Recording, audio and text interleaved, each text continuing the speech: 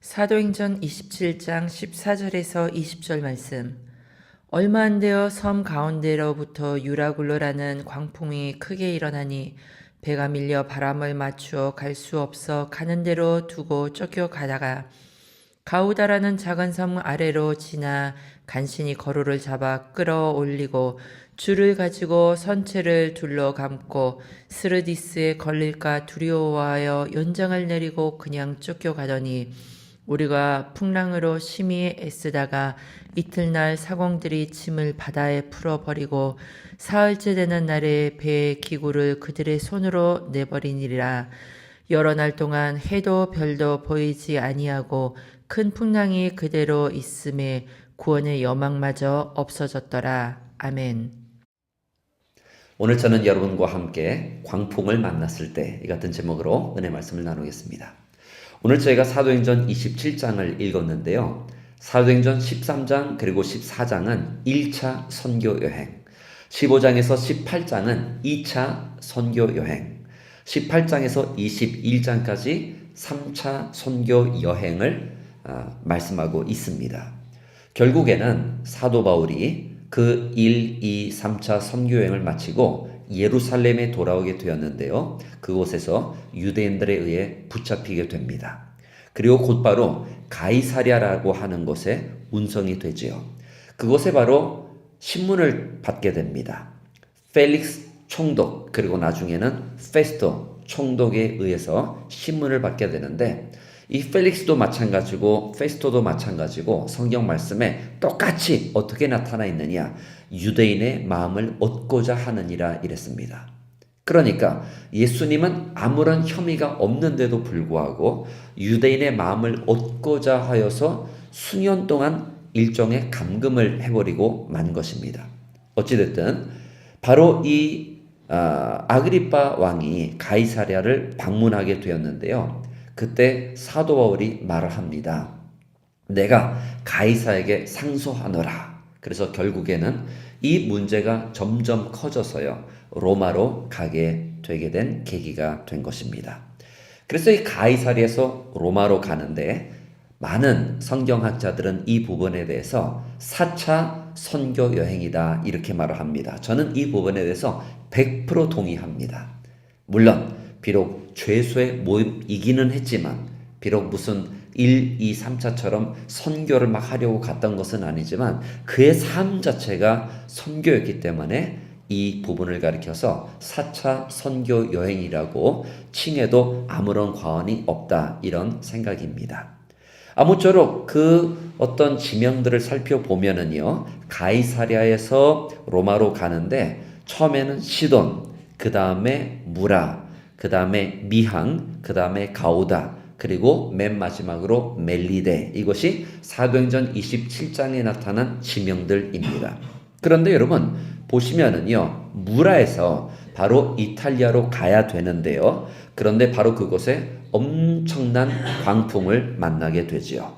성경 말씀을 보세요. 7절에 배가 더디가 여러 날 만에 간신히 나도 맞은편에 이르러 풍세가 더 허락하지 아니하므로 살몬의 앞을 지나 그레데 해인을 바람막이로 항해하여 이랬습니다. 그러니까 마음대로 뜻대로 되지 않았던 것입니다.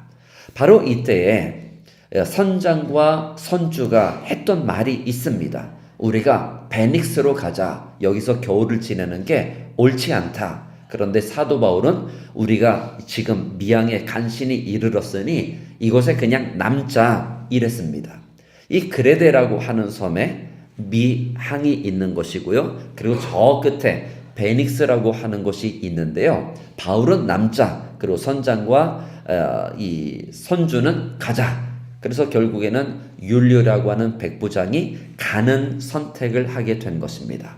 바로 그때 무엇을 만나느냐? 유라굴로라고 하는 광풍을 만나게 되지요.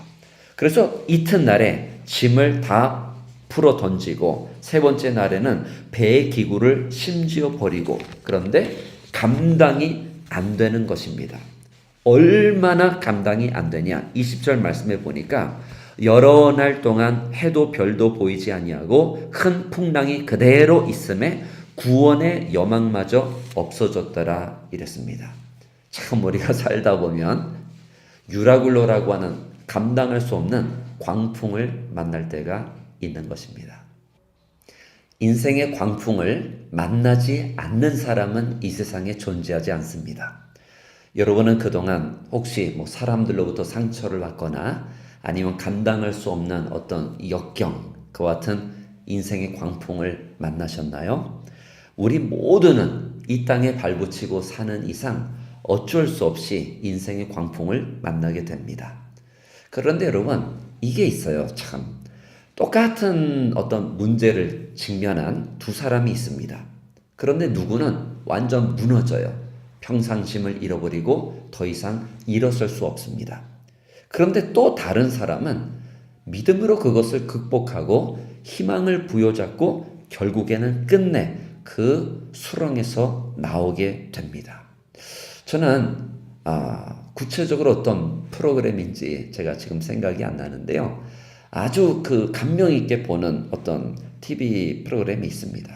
그런데 자신의 문제를 이렇게 다 털어놓잖아요. 그러면은 그 진행자가 이런 말을 합니다. 그래, 우리가 그동안 여기서 많은 사람들 상담하면서 당신과 같은 그런 문제를 많이 봤는데 똑같은 문제를 다 당했다고 해서 너처럼 그렇게 무너지지 않아 라고 하는 말을 합니다.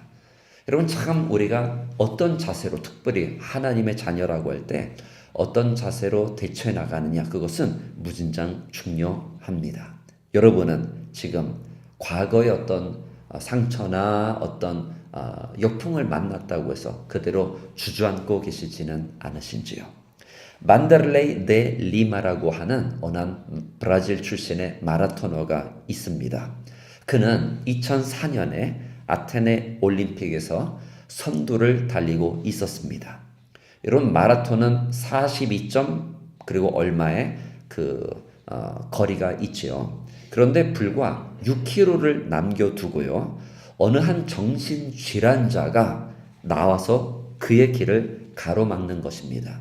그로 인해서 어떤 사람들은 15초라고 하고 어떤 사람들은 30초라고도 하는데 어찌됐든 이 페이스를 완전히 잃어버리고 말았습니다. 이 델리마 선수의 입장에서 보면 어처구니가 없는 일이에요. 이토록 억울해도 이처럼 억울한 일은 없을 거리요. 여러분이 이 델리마 마라톤 출신이었다면 어떻게 반응을 하셨겠습니까? 내가 이 사람 때문에, 왜냐면 결국에는 메달을 따기는 땄는데요, 이것 때문에 자신의 페이스를 완전 잃어버리고 결국에는 3등, 즉 동메달을 따게 되었습니다. 참 어떻게 보면은 1등 금메달을 할 수 있었는데, 신기록을 세울 수도 있었는데 어떤 미친놈 하나 때문에 결국은 이렇게 된 거 아니겠습니까? 그러면은 웬만한 사람들은요, 평상심을 완전 잃어버리고 그리고 푸념을 하고 원망하고 불평하고 막 이렇단 말이에요. 희망을 잃어버리고. 그런데 많은 사람들의, 전 세계 관객들의 어떤 감동을 준 장면이 있습니다. 그것은 바로 얼마 남지 않고요, 그가 비행기 세레모니를 하면서 너무나 행복한 어린아이처럼 미소를 짓고 들어왔다는 것입니다.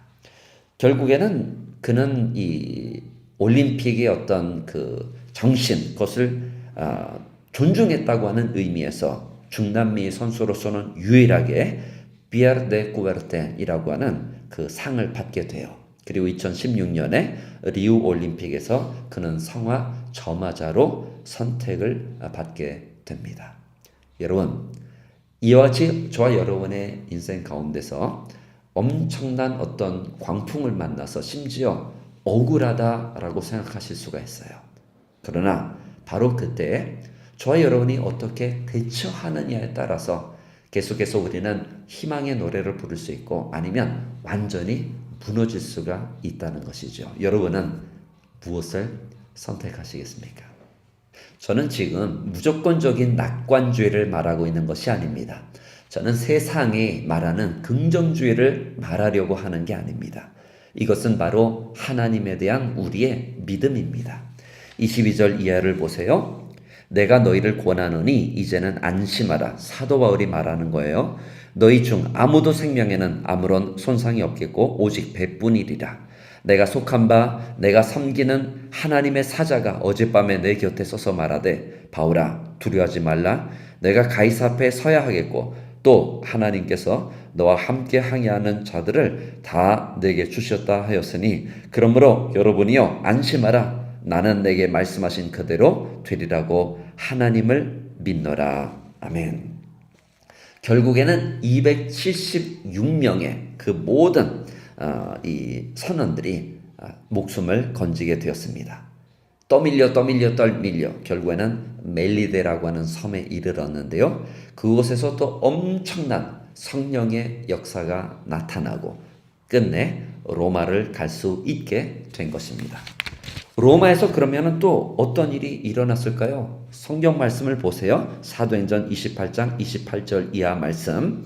그런즉 하나님의 이 구원이 이방인에게로 보내어 진 줄 알라. 그들은 그것을 들으라 하더라. 바울이 온 이태를 자기 셋집에 머물면서 자기에게 오는 사람을 다 영접하고 하나님 나라를 전파하며 주 예수 그리스도에 관한 모든 것을 담대하게 거침없이 가르치더라. 아멘. 이 모든 우리의 인생의 광풍에는요, 하나님의 섭리가 있습니다. 하나님의 돌보심이 있습니다. 하나님의 붙드심이 있습니다.